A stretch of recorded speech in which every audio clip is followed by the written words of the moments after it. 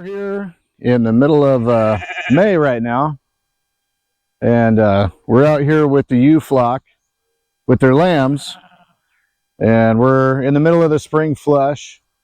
We got lots of good growth happening in most areas. Like always, the best areas that we have are anywhere that are near trees. They get more shade, and it seems to be a little bit more fertile soil, so you get a lot more green growth.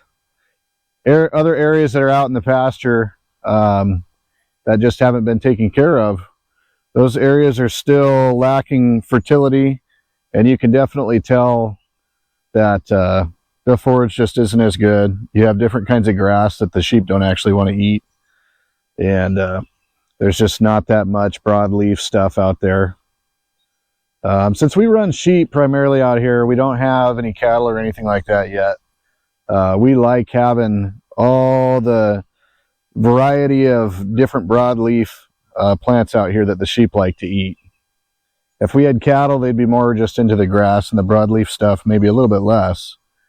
But a lot of the species of grass the sheep don't actually even want to eat. So like the Bahia grass, they don't eat too much of that stuff.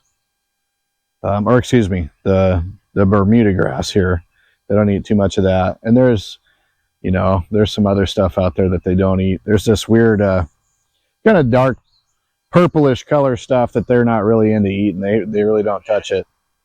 So they eat the broadleaf stuff. They eat this stuff and this stuff, but they don't want to eat all the grass. But luckily, we have tons of other stuff out here for them. So we have all along the tree line here, we have all this poison ivy.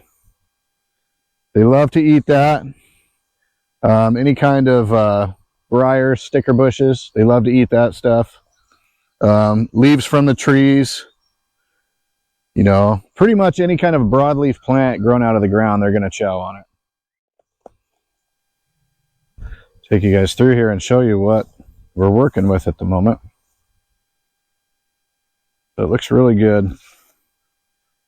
Interestingly enough, I'd say mostly what we have is this plantain. We got several different species of plantain here. And luckily the sheep really like to eat that stuff because we have so much of it. We have a lot of different variety of grasses and legumes, different kinds of clovers. And one thing that we got to watch out for, starting to get some rain. We got some storms coming in today. One thing we got to watch out for with the spring flush that everybody needs to watch out for really is the sheep tend to get the runs with all this deep green forage that they have. It's really wet forage. It's just full of moisture, and they definitely can get scurs from it. And so for that, we have baking soda, and we just offer that to them with their minerals. That's their mineral bowl over there. So we keep their minerals out for them, and we make sure and keep some baking soda out for them. Everybody's doing really good here. The rams are just getting huge. The ewes are getting huge. The lambs I'm talking about. But I just moved them over here last night, and they already have half of this beaten down, and the other half they still have to chow on, but some good stuff. They're going to eat pretty much all of this stuff in here. So I'll give them probably the rest of the morning, and then sometime this afternoon I'm going to move them. So right now they're in 2 fences. This is 2 sections of 164 foot long sheep net. And like I said, with this kind of forage, this is definitely enough to last them at least a day. So I could leave them in here for a full 24 hours. And then I'm probably just going to move them right next to where they're at.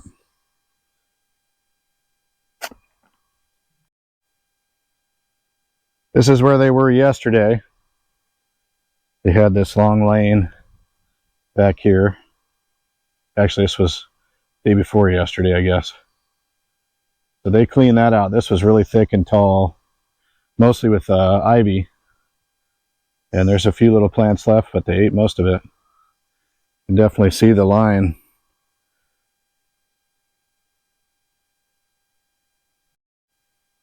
So that's not necessarily what you want to see. It's not the biggest deal to see those every once in a while.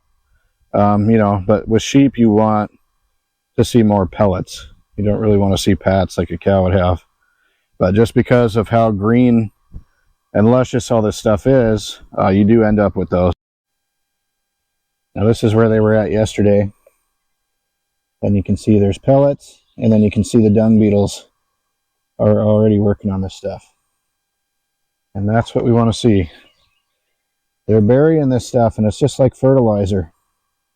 The dung beetles are super important. But mostly, luckily, we have pellets everywhere. I've only seen just the one kind of pat out here. And you know, you don't really want to see that, but it's not the end of the world. It's nothing to really freak out about if you do. But you do want to take some steps to mitigate that so it doesn't continue, because it can really run the sheep down if they have diarrhea for long. And that's where we come to the baking soda. So, I'm gonna basically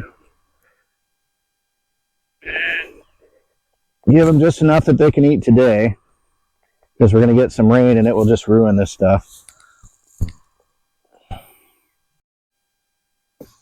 That's Joy's ram here with Walter White.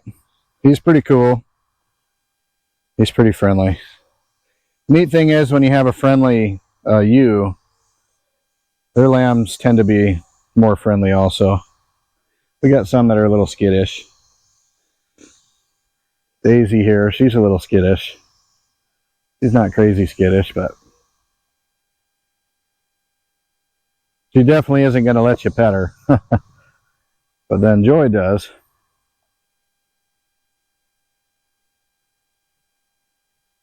It helps when you're doing pasture raised, especially, and you're just counting on the sheep net to get all your work done.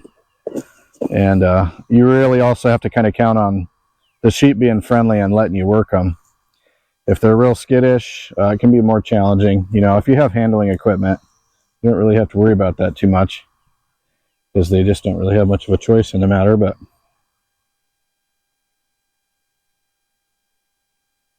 can see they're getting some baking soda. That's just going to help neutralize acid in their stomach and help them with any digestive issues that they're going to have. So this is Sarah right here. She's solid black. This little tiny one right here. She was real small, but she's really strong. That's Daisy's. Oop, look at this one stealing. Who is that one? Is that Walter or is that Henry? That's Henry. Yeah, he's a little milk thief. Look at him.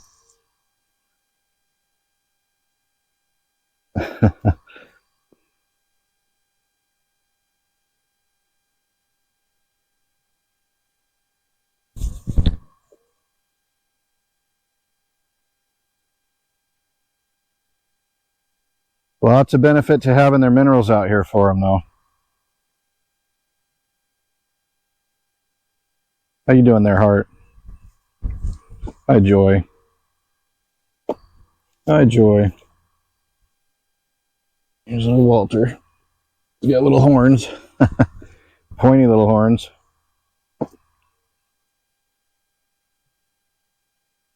We're getting to the point now with the lambs where we're going to start to wean them pretty soon. We don't have necessarily a set weight or anything like that we wean them at, but probably the main indicator that we look for is we watch the ewes, and some of them are a little better than others at kicking the lambs off.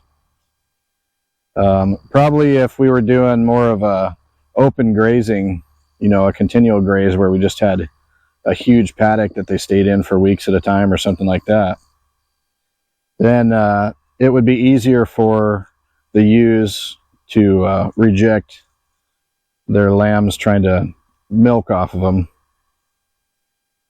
But when they're in these smaller paddocks, it's a little bit more difficult for them. So we kind of have to help them out with that.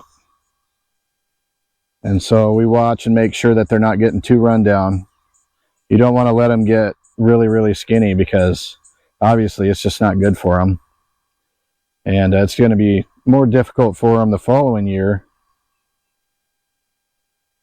if you want them to lamb again, to put on the weight and to be able to maintain a healthy weight, and also be able to feed the lambs that's growing in them. So you don't want to let them get too run down. They are always going to lose some condition, and that's okay. It's just to be expected. You know, they gain a lot and then they lose some. But if they're starting to get real ribby or something like that, you better take some steps to wean those lambs. So here pretty soon, probably by the next weekend, we're going to wean the bigger lambs. The new ones we're not, obviously, but the bigger ones, you know, they're plenty big right now that we could pull them off. And that's a little bit more challenging. You know, it's going to be 3 different flocks that we're running.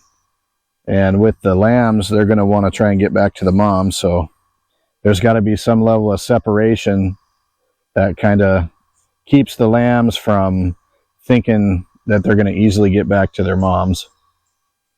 That's a little bit of a challenge, but they get weaned pretty quick. You know, after a couple of weeks, they're pretty much good to go. It's usually the first few days that are tough. They'll be out here calling and thinking about escaping, jumping a fence, or trying to knock a fence down. Just show you guys real quick. They spent the day in here. You can see the line here. So this side, I'd say, is a little bit thinner than what it would have been over here, because you had lots of bushes and stuff on this side and all this ivy. Not really as much ivy out here, but we're starting to get the Johnson grass coming in. We get a lot of that late spring in this little area, so that'll get really tall, obviously. But they do quick work, guys.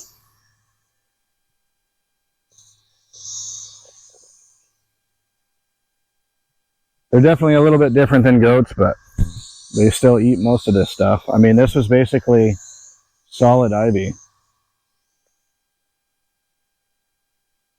And now there's just some here and there.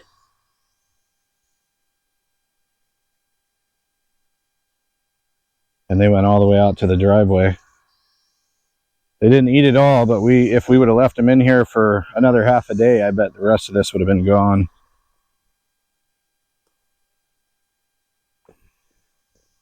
So they're awesome for cleaning up ivy.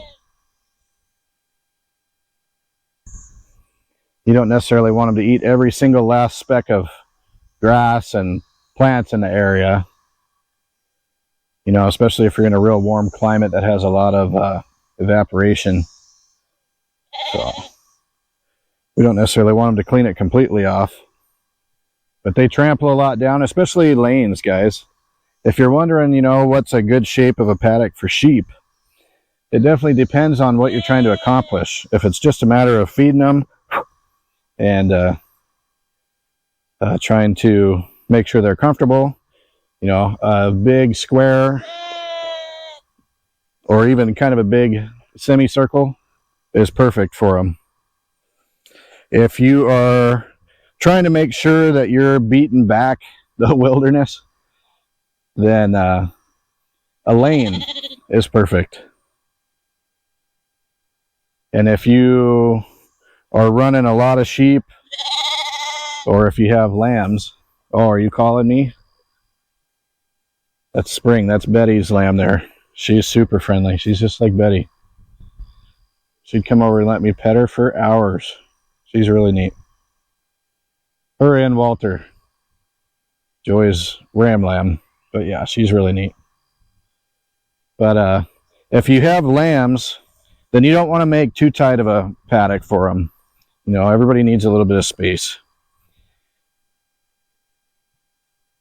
And if you do have some tighter areas, kind of like this paddock is, we have a down tree there, which kind of blocks off part, so it's narrow. But it's not that narrow the whole way down.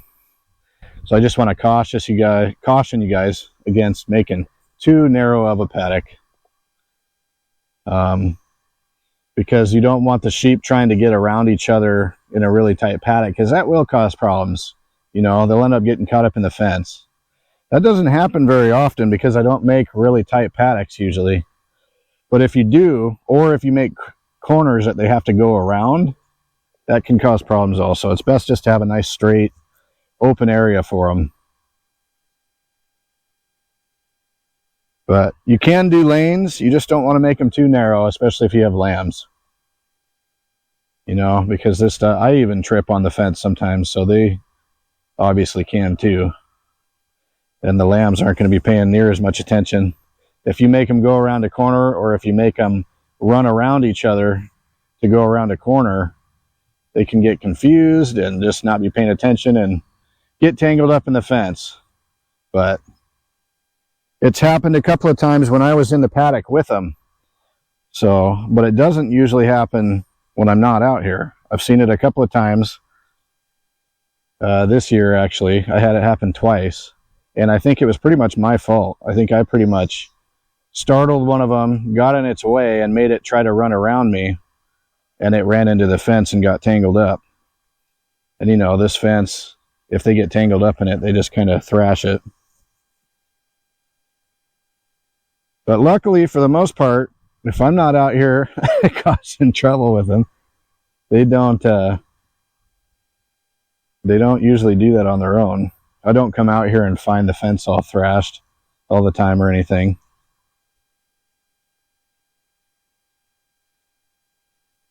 But you do want to watch your shape. You don't want to make a lot of inside corners that they got to walk around, and you don't want to make it too narrow.